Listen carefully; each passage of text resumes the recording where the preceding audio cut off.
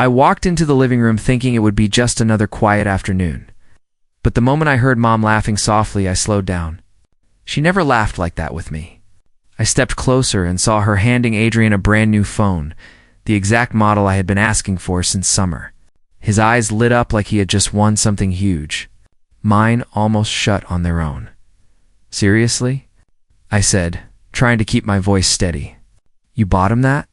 Mom didn't look at me. She just brushed Adrian's hair back like he was some golden child. "He earned it," she said. I felt my chest tighten. I'd been asking for months. Adrian smirked at me and turned the phone over in his hands like he was showing off. "Guess you should have tried harder," he said. I ignored him. "Mom, what did I do wrong?" She finally looked at me, and the warmth she had for Adrian vanished the second her eyes met mine. "You didn't earn it, Evan. You let me down too many times." It hit me so hard I actually stepped back. "Let you down how?" "I've been doing everything you asked. You talk back? You don't help around the house. You don't show responsibility. Adrian does." "That's not true," I said, my voice cracking more than I wanted. "I do everything you ask. I clean up his messes. I stay out of trouble. She cut me off. "I'm not arguing with you." "So that's it?" I asked. "He gets rewarded, and I get blamed for things I didn't even do." Adrian leaned back on the couch. "Stop whining, Evan. It's embarrassing." I stared at him. "You literally don't do anything. I clean your dishes. I pick up your clothes." Enough," Mom snapped. "If you want a phone, earn it." I swallowed hard. "Tell me how." She sighed like I annoyed her. "I don't need to explain everything to you." "You kind of do," I said, "because I'm doing my best, and it's like you don't even see it." Her expression turned colder. "If you want to keep arguing, you can go to your room." "I'm not arguing," I said quietly. "I'm just asking why I'm never good enough for you." Adrian let out a fake gasp. "Oh wow, dramatic much." "Shut up, Adrian," I said without looking at him. Mom pointed at me. "Don't talk to your brother like that." "Why not?" I asked. "You let him talk to me like I'm trash?" She didn't answer. She just crossed her arms like she wanted the conversation to disappear. I don't want to hear another word. I felt everything inside me sink at once. No matter what I said, she had made up her mind. I wasn't the son she wanted. I wasn't the one she loved. I wasn't anything important. "Fine," I whispered. "I get it." Adrian held up his phone and took a picture of me. "Look at him. He's going to cry." I clenched my fists. "Delete that. Make me." Adrian, Mom warned, but not because she cared about me, just because she didn't want noise. "Stop provoking him." I walked away before I said something I couldn't take back. I heard Mom's voice again as I stepped into the hallway. "You really need to learn how to handle your emotions, Evan. Adrian never acts like that." I almost laughed. Adrian's entire life was one big dramatic meltdown, and she never cared. But when I reacted when I hurt suddenly, I was the problem. I went to my room, closed the door, and sat on the bed. I thought maybe the anger would fade, but it didn't. It twisted inside me until I couldn't breathe right. Why wasn't I enough? Why couldn't she see me? Why did every mistake I made count more than every mistake Adrian made? I stared at the ceiling, trying to steady my breathing. What did I do? I whispered to myself. What did I do that was so unforgivable? There was no answer. Just silence. Heavy, crushing silence. I lay down and covered my eyes with my arm. I didn't cry, I was too numb to. I just kept hearing her voice telling me I let her down, over and over, like it was burned into my brain. Maybe this was normal. Maybe some moms just loved one kid more. Maybe I was stupid for thinking I could change anything. But lying there, listening to the quiet house, I felt something shift inside me. Maybe this was the moment everything started breaking. Maybe this was the moment I finally saw the truth. I wasn't the disappointment. I was just treated like one, and that realization stayed with me, echoing softly as I tried to fall asleep that night. I knew things would be bad at school. But I didn't think Adrian would start showing off the moment we stepped inside. "Check this out," he said to everyone in the hallway, waving his new phone around like it was some trophy. I kept walking, hoping no one would notice me, but Chloe spotted me instantly. "Hey, Evan," she said, smirking. "Where's your phone?" "Oh, wait. You didn't get one." I tried to walk past her. "Leave me alone, Chloe." "Oh, touchy," she said. "Did Mommy finally give up on you?" I clenched my jaw. "Just drop it," Adrian laughed behind me. "He's just jealous."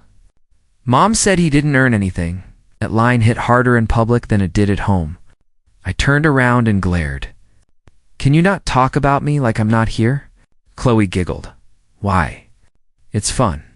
I wanted to say something that would shut them both up, but the words died in my throat. I just walked away, pretending their voices didn't feel like knives. When I reached my locker, Liam appeared beside me. "Dude," he said, "what's going on? You look like someone punched you in the soul." I sighed. "It's nothing. It's clearly not nothing." He leaned against the locker. "Talk. I don't want to," I muttered. He crossed his arms. "Too bad. I'm not moving until you tell me." Ah! I closed my eyes.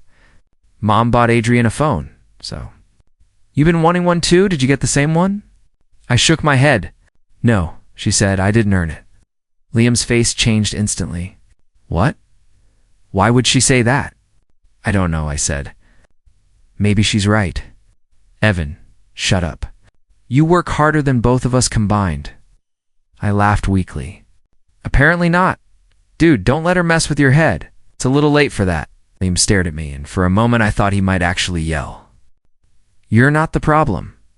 Everyone says I am. Everyone is wrong." The bell rang before I could reply. We walked to class together, but even sitting next to him, I could feel this weight pressing on my chest. After class, Mr. Daniels stopped me at the door. "Evan, can I talk to you for a moment?" My stomach tightened, but I nodded. Liam gave me a quick thumbs up before leaving. Mr. Daniels closed the door gently. "You seemed distracted today." "I'm fine," I said. He raised an eyebrow. "You didn't write a single line during the assignment." I looked down. "I just wasn't in the right headspace." He softened his voice. "Is something happening at home?" I hesitated. "It's nothing serious." "Evan," he said, "if you ever need to talk, I'm here. You don't have to handle everything alone." His words almost made me crack. "Thanks, but I'm good." He nodded. "Okay, but my door's open." I walked out quickly before he saw the emotion building in my eyes. I hated how easy it was for everyone to see that I was falling apart. School felt longer than usual. Adrian kept bragging, Chloe kept laughing, and I kept pretending none of it mattered. By the time the final bell rang, I was drained. I rode home in silence, listening to Adrian talk loudly on the phone Mom bought him. When we walked inside, she didn't even glance at me. "Dinner is on the counter," she told Adrian. She didn't say a word to me. I stood there awkwardly. "Hi, Mom." She kept chopping vegetables like I hadn't spoken. I tried again. "Do you need help with anything?" Nothing. Not a look. Not a sound. Not even annoyance. It was like I didn't exist. I went to my room and closed the door. I sat on the bed and stared at the wall, replaying every moment of the day. Chloe's mockery. Adrian's bragging. Mr. Daniels' concern. Liam's anger. Mom's silence. Maybe everyone was right. Maybe I really was the problem. I lay back and whispered to myself. A little later, Adrian knocked on my door without waiting for permission and walked in. "Mom wants you to do the dishes," he said, tossing the words carelessly. I sat up. "Did she actually say that?" "Yeah," he said. "She told me you should at least try to be useful." I felt something twist inside me. "Adrian, why do you enjoy this?" He shrugged. "It's not my fault Mom expects more from you." "That's not what she expects," I said. "She just thinks I'm a failure," he smirked. "Well, if the shoe fits." I stared at him. "Get out." He laughed but left, leaving me alone with the echo of his voice. I knew the night was going to go wrong the moment Mom yelled my name from the kitchen. I walked in and saw Adrian's mess all over the counter, crumbs. Wrapper sauce spilled like he'd cooked with his eyes closed. Mom didn't look at him, not even once. She pointed at the mess and said, "Clean it up, Evan." I took a breath. "I didn't make that. You live here, don't you? She snapped. Adrian leaned on the doorway, smirking. Yeah, bro. Be helpful for once. I felt something shift in my chest. I'm tired of cleaning up after him. Mom's eyes hardened. Excuse me? I said I'm tired of cleaning his mess, I repeated, softer but firmer. He made it. He should clean it. Adrian chuckled.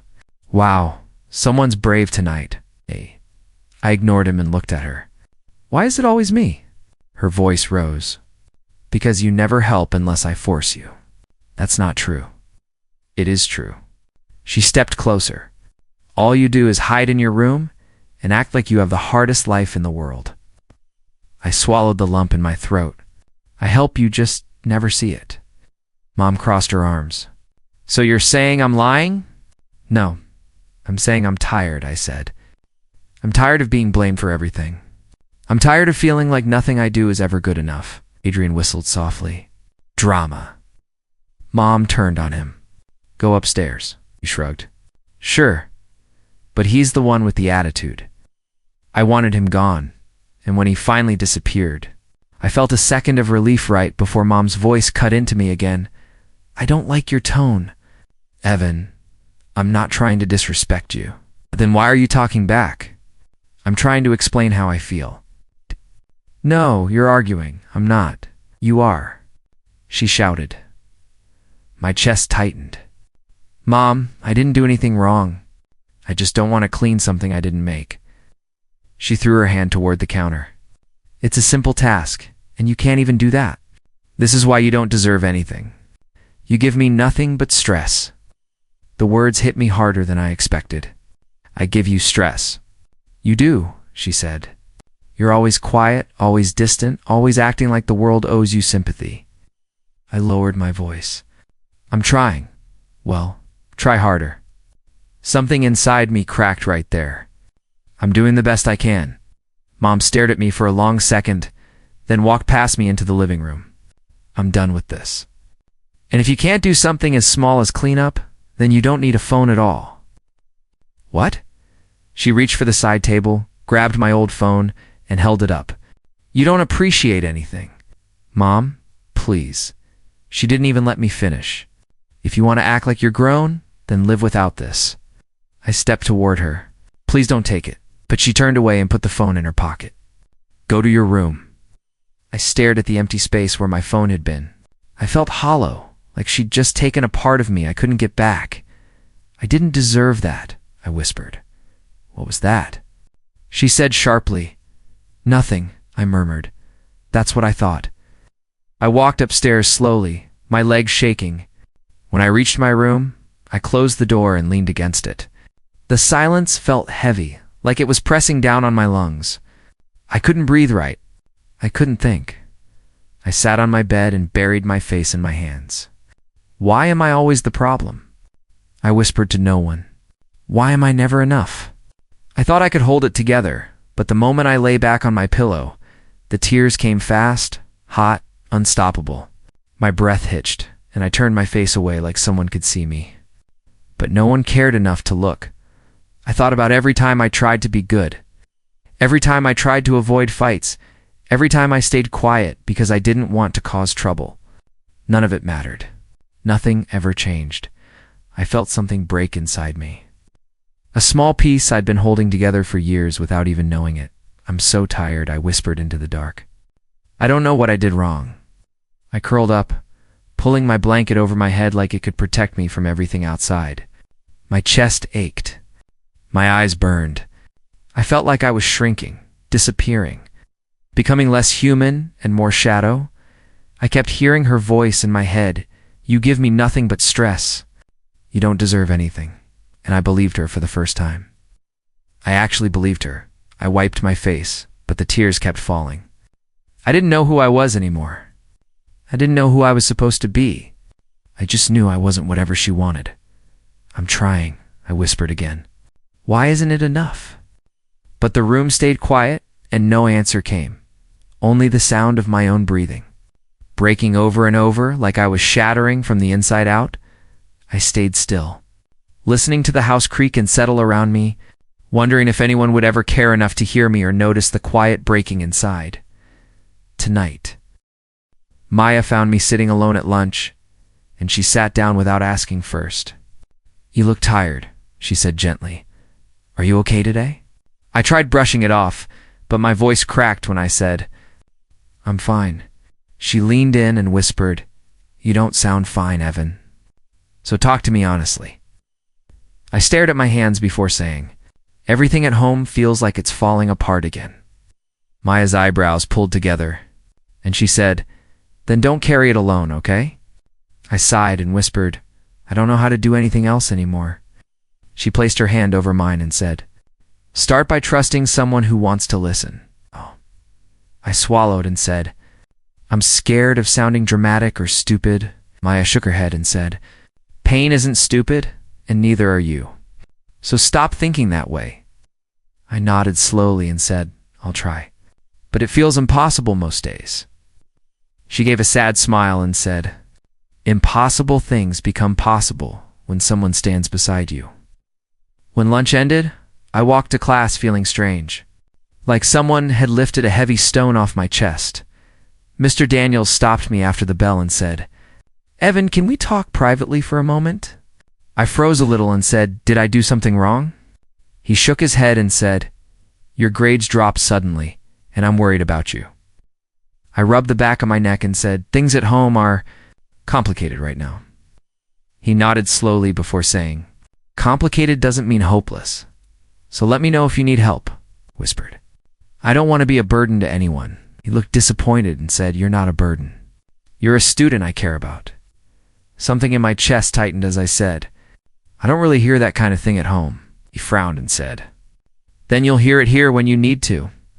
I thanked him quietly before leaving the classroom. Liam caught up with me in the hallway and said, "Dude, you've been acting weird all week."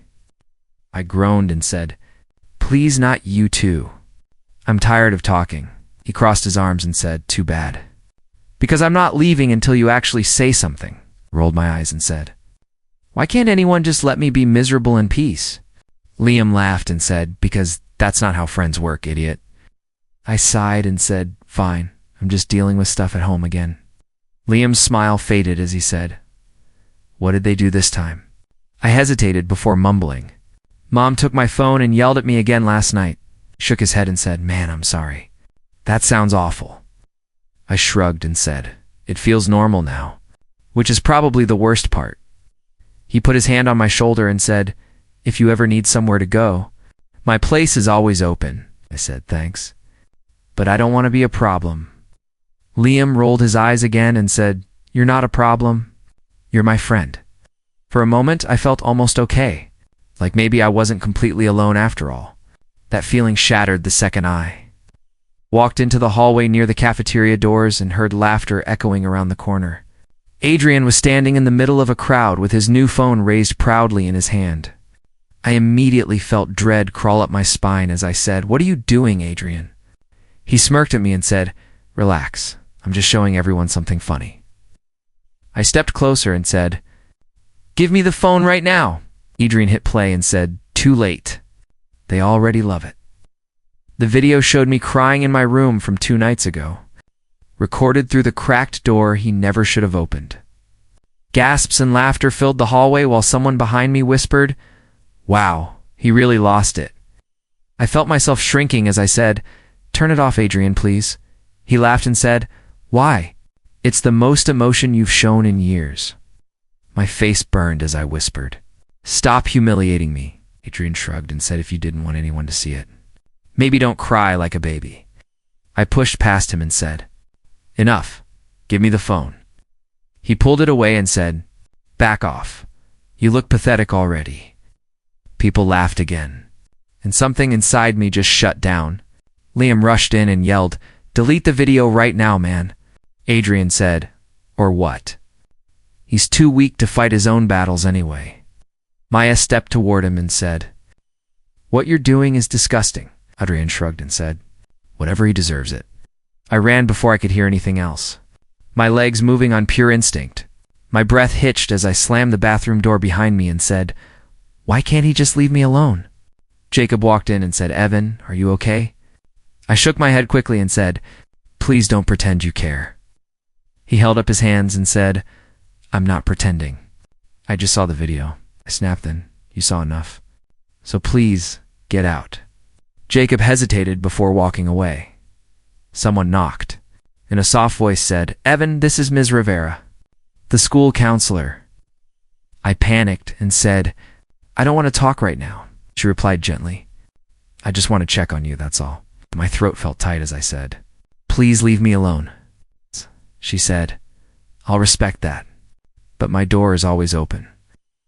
When the hallway quieted, I stared at my reflection and whispered, "Maybe I really don't deserve kindness." My chest ached again as I said, "Maybe everything people say about me is true." I left school early, walking home slowly while repeating, "I don't deserve help," even though part of me desperately wished someone would prove me wrong.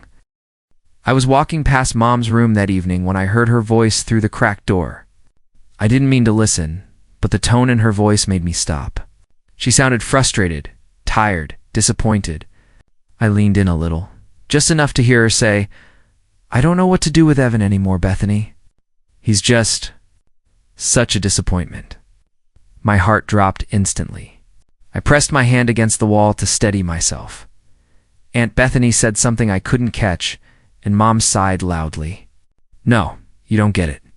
He never listens, he barely talks, and he acts like everything I do is against him." I whispered to myself, "I don't act like that." Mom kept going.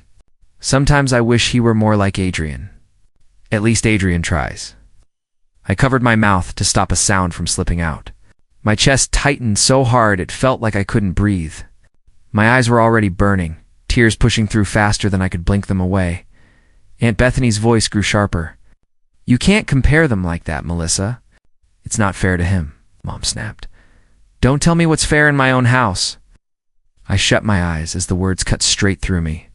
I wanted to move, wanted to run, but my feet felt glued to the floor. My thoughts raced. Is this how she really sees me? Has she always felt this way? I leaned closer without meaning to. I needed to hear more, even though every word felt like another punch. Aunt Bethany said softly, "He's a good kid. He's just struggling right now." Mom scoffed. "Struggling with what? He has nothing to worry about except school. And even that he's messing up." "I'm not messing up," I whispered, wiping my face with my sleeve. Aunt Bethany tried again. "Melissa, he needs support, not pressure." Mom snapped back. "He gets support. He just doesn't appreciate any of it. He shuts down. He pushes me away, and honestly, I'm exhausted. Sometimes I think he doesn't even want me as his mother." I felt my whole body go cold. I wanted to knock, to walk in, to scream that she was wrong.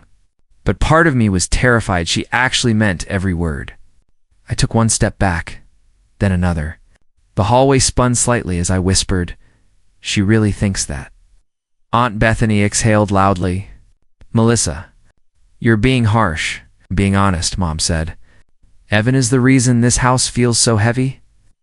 I pressed my back against the wall, feeling tears spill faster. Hearing her say I was the reason everything felt heavy broke something inside me that I didn't even know was still whole. Aunt Bethany said, "You're hurting him more than you realize." Mom's reply came fast. "Well, maybe if he acted like a normal kid, things would be easier." My throat tightened painfully. I whispered, "I'm trying. I swear I'm trying." But it didn't matter. She couldn't hear me, and even if she could, I didn't think it would change anything. Then Aunt Bethany's voice softened. "I love him, Melissa. And I wish you could see how hard he's fighting." Mom didn't respond. There was only the sound of her quiet breathing and a faint rustling, like she didn't know what to say. I backed away from the door quietly, wiping my wet cheeks with shaky hands. When I reached the stairs, I let out a shaky breath. "She really said that," I whispered. "She actually said all of that."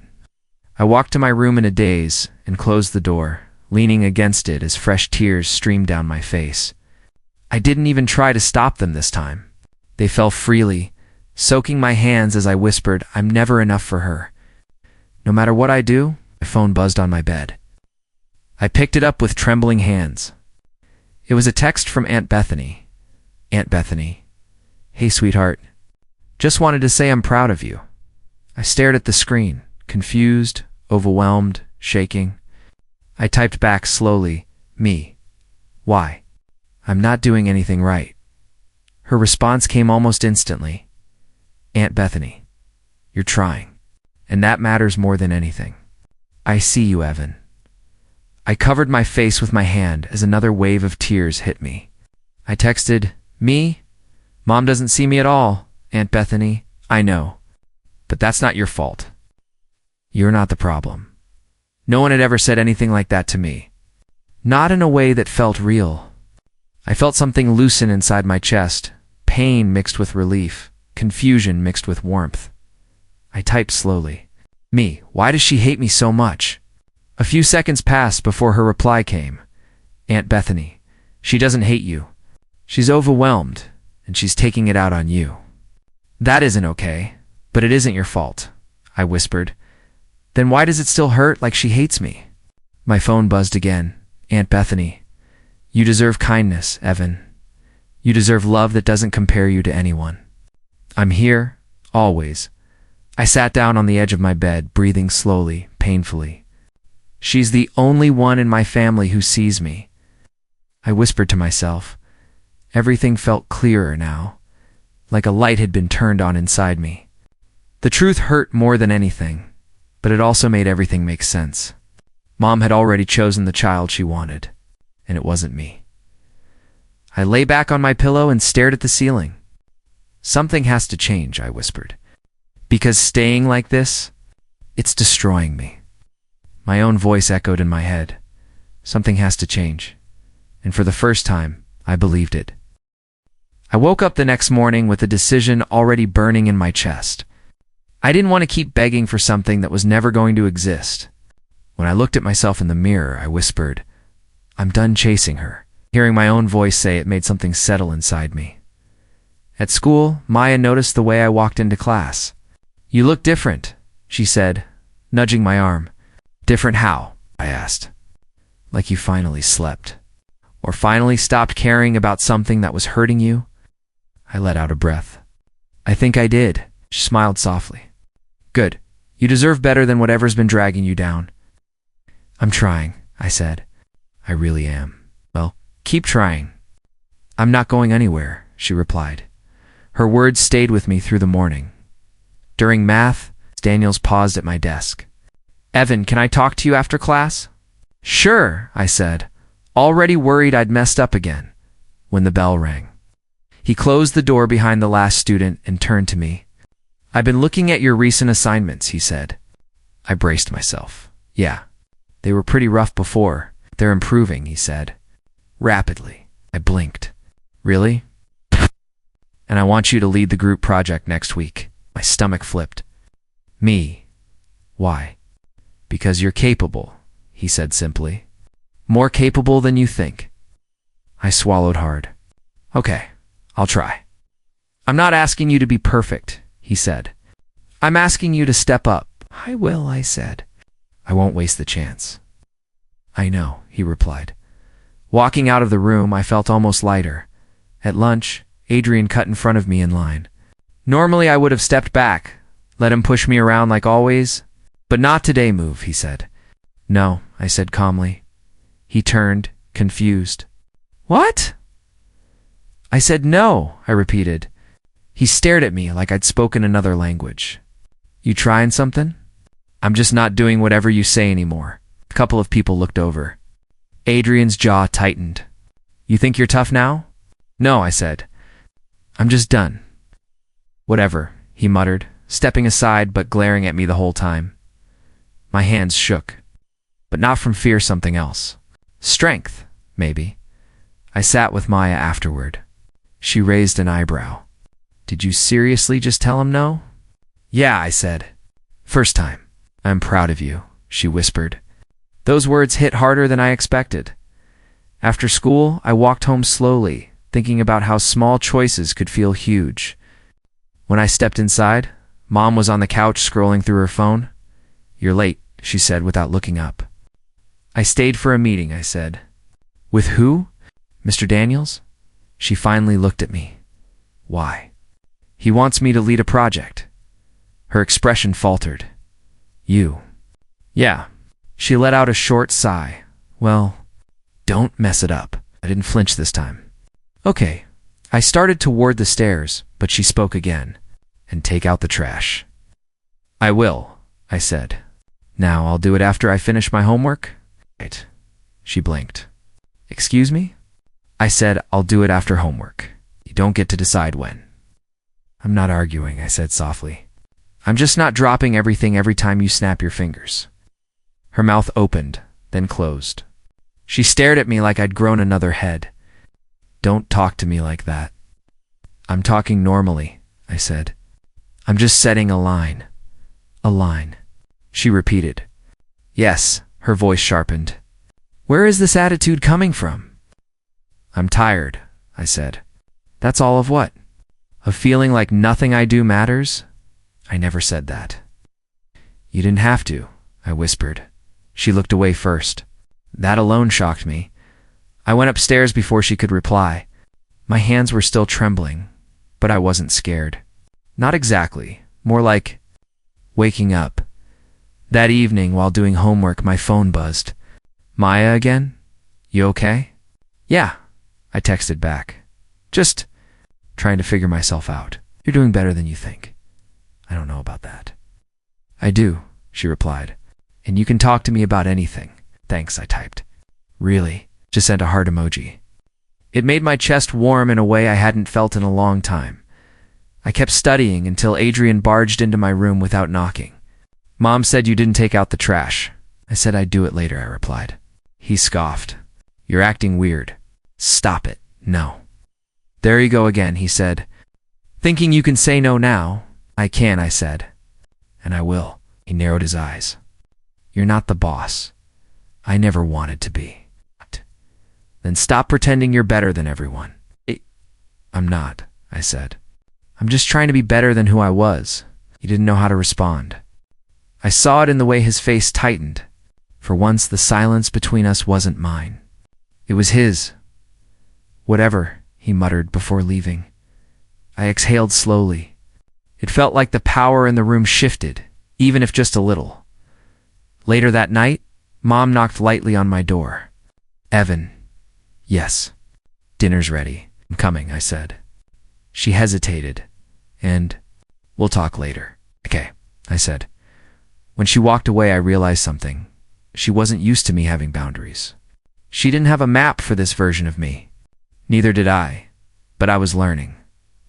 As I lay in bed afterward, I whispered to myself, I'm not strong yet, but then I added, but I'm not weak anymore. For the first time, I believed it. I knew something was off the moment Adrian stormed past me in the hallway, gripping his backpack like he wanted to tear it in half. I didn't say anything at first, but he stopped halfway down the hall and spun back toward me. You said nothing happened? He snapped. I blinked. What are you talking about? You said teachers don't pay attention. You said it was fine, I said. I replied slowly, that you should stop cheating before you get caught. He pointed a shaking finger at me. Well, I got caught. I didn't even smile. I just whispered, then maybe you should have listened. He groaned and stomped away, muttering words that echoed through the hall. When I got to class, Chloe was whispering loudly to her friend. Did you hear? Adrian failed the test because he got busted copying answers. Her friend gasped. Seriously? Yeah, Mr. Rowan took his phone and everything. He looked like he was going to cry. I sat down, pretending I wasn't listening, but the whispers kept spreading. It felt surreal.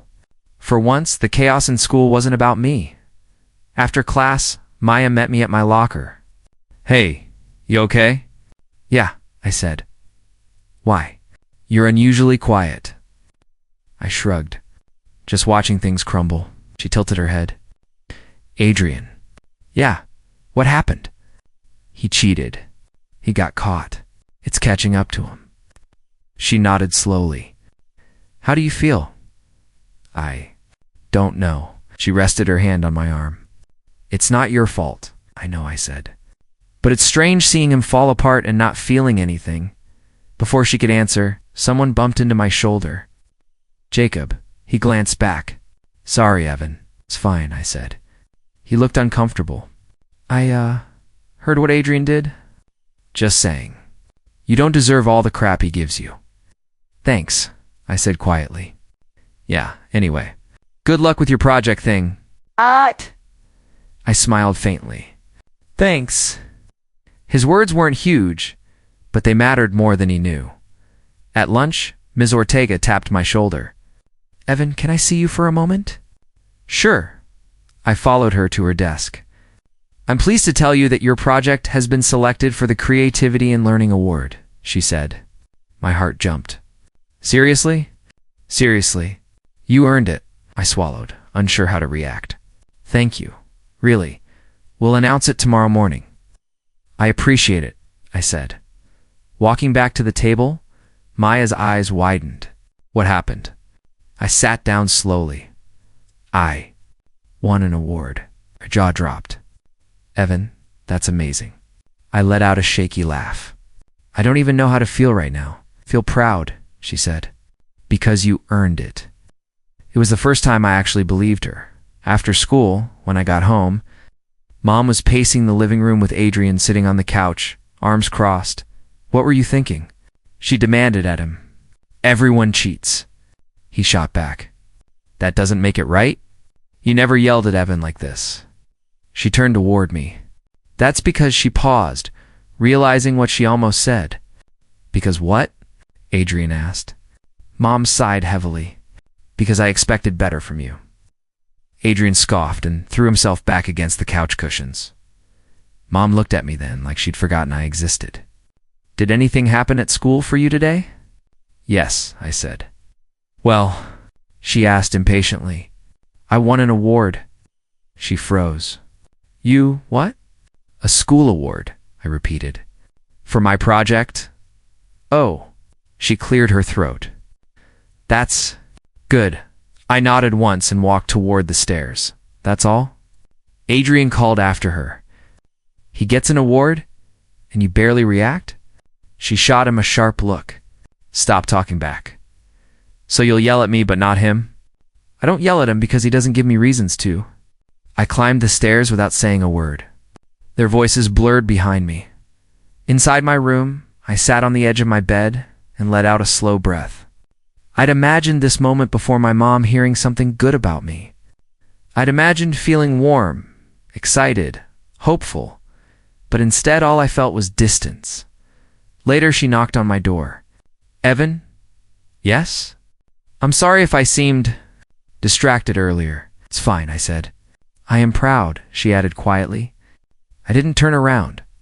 Okay, she hesitated. Do you believe me? I don't need to, I said. I'm not doing things for you anymore. Shh, she inhaled sharply. Evan, don't say that. It's true, I whispered. But Mom, I said gently. You made your choices. I'm making mine. She didn't respond. She stepped back, closing the door softly. That silence meant more than any apology she could have given. Hours later, I found Adrian in the hallway, staring at his blank phone screen. They took everything, he muttered. Even my saved videos. You'll get it back eventually, I said.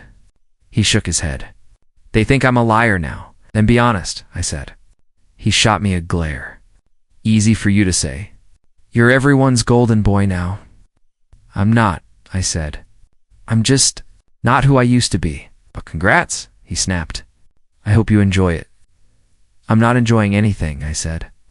I'm just trying to survive. He looked at me, then really looked, tanned. Something like fear flickered in his eyes. You're changing, he whispered. I have to, I replied. That night as I lay in bed, I whispered to myself, it's not revenge. It's balance. Adrian wasn't collapsing because of me. Mom wasn't panicking because of anything I'd done. This wasn't a plan or a victory. It was just karma arriving, quietly like it was always meant to. And for the first time, I didn't feel guilty for standing on the other side of it. When Aunt Bethany texted, "Can I stop by for a minute?" I didn't expect anything unusual. I just sent back sure and tried not to overthink it. But when she stepped into the living room with a small bag in her hand, my chest tightened. "Hey, kiddo," she said softly. "Hi," I replied. What's going on? She smiled a little. I brought something for you. I frowned. For me? Why? Because you deserve something good, she said. And because no one else seems to give you what you've earned. I froze. Aunt Bethany. She pressed the bag into my hands. Open it. Fingers trembled as I pulled the box out. The logo hit me instantly. The exact phone I had begged for. The one Adrian got instead. I whispered, no way. Her face softened. Yes way. I lifted the box slowly, like it might disappear if I breathed too hard. My throat tightened. I can't take this. You can, she said. And you will. Tears slipped out before I could stop them. Why would you do this for me? Because, she whispered, wiping my cheek gently. You didn't fail. Evan, you were failed, the moment she said it. Something inside me snapped open like a wound I'd been pretending wasn't real. Finally got air. I tried to speak, but all that came out was a shaky breath. She pulled me into a hug. It's okay to feel it, she said. I'm not used to someone choosing me, I whispered. Well, she said, get used to it. When she finally let go, I held the phone against my chest like it was some kind of proof that I mattered. For once, the tears weren't from pain. They were gratitude. Aunt Bethany stayed for a few minutes, chatting lightly to make sure I was steady, and then she squeezed my shoulder. If you ever need anything and anything at all, you call me. I will, I said. Thank you. After she left, I sat on the couch, still holding the box. That's when Mom walked in. Her eyes landed on the phone. Where did you get that? I didn't hide it. I didn't shrink. I just answered. Aunt Bethany gave it to me. Mom blinked. She bought you a phone? That phone? Yes. She stared at me like the ground had shifted. Why would she do that? I let out a breath. Maybe because she thinks I deserve good things. Mom exhaled slowly. Evan. Listen, about everything that happened, Mom, I said quietly. Don't. She froze. Don't what? Don't try to fix this with half apologies. You've said enough already. Her expression tightened. I wasn't trying to hurt you, I know I said. But you did. She stepped closer. I didn't know you felt so ignored. You didn't ask, I replied. She swallowed hard. I'm sorry if my actions made you feel like you weren't good enough. Mom, I said again, you told me I didn't earn things. You said I let you down. You said Adrian deserved more than me. She looked away. I shouldn't have said that. But you meant it, I whispered. At the time you meant it. She didn't deny it. She just stood there, staring at the floor, as if the truth was too ugly to face directly. I'm trying, she said quietly. I want to make things right. I'm glad I answered. But I'm tired, Mom. I'm tired of chasing your approval. Her head snapped up. You don't have to chase anything. I did, I said. For years, her voice cracked. Evan, please don't shut me out. I'm not shutting you out, I said gently. I'm stepping out of something that kept breaking me. She opened her mouth, then closed it again, like she finally realized I wasn't being dramatic or angry or rebellious. I was simply done. Can we talk later? She asked softly. Maybe, I said, but I need space. She nodded slowly and walked upstairs without another word. I stood there, breathing in the quiet she left behind, feeling something I hadn't felt in a long time. Control. I carried the phone outside and sat on the front steps. The evening air was warm, soft, and almost comforting. For once, I wasn't afraid of going somewhere alone in my head. I pulled the phone from the box and ran my thumb across the smooth surface. I whispered, I can't believe this is mine. But then another thought hit me. Stronger, clearer, steadier. I didn't earn this because of grades or chores or approval. I earned it because I kept going even when everything around me told me I shouldn't. Maya texted me at that moment. You okay? I typed back, yeah, I think I'm better than okay. She responded with a smiley face and a heart. I felt warmth spread through me. Then Liam texted, Dude, did you get a new phone? I laughed. Yeah, long story. Tell me tomorrow. Sure. I leaned back on the steps and let my shoulders relax. Minutes later, the door opened slightly. Mom peeked out but didn't step forward. Evan, yes. She hesitated. I want to understand you better. When you're ready? I know, I said. I'll let you know. She nodded and went back inside. I stared at the door after she closed it. Not with anger, but with a strange sense of peace. For the first time, I wasn't begging her to see me. I was finally seeing myself. I whispered, I never needed you to say I earned anything. I just needed to believe it myself. And tonight, holding the phone I never thought I'd have, the strength I never knew I owned, I finally did.